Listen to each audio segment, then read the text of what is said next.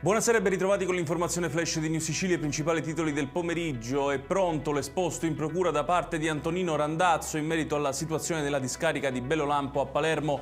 Ci sono tanti rifiuti sul piazzale esterno dell'impianto del trattamento meccanico biologico. Queste le parole del consigliere comunale del Movimento 5 Stelle. La RAP però replica che non vi è nulla di così drammatico.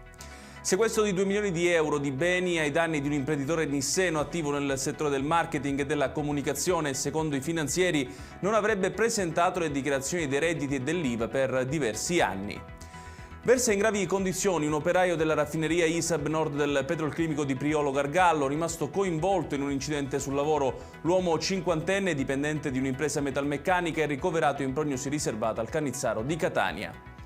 Lo sport adesso con il Palermo che torna in campo in trasferta contro lo Spezia domani alle ore 15. Dopo l'infausta prova contro il Pisa nel turno scorso, i rosanero si presenteranno rinnovati in tutti i settori. Scenderanno in campo tutti e tre i nuovi acquisti, soprattutto il nuovo attaccante Pogiampalo. E in chiusura il meteo. Sarà una domenica di maltempo quella di domani in Sicilia. La Protezione Civile regionale ha diramato un'allerta arancione per l'isola, escluse le province di Messina, Palermo e Trapani. Ed è tutto per questa edizione. Tutti i dettagli su queste notizie li trovate come sempre sul nostro sito www.newsicilia.it. Grazie per averci seguito e buon proseguimento di serata.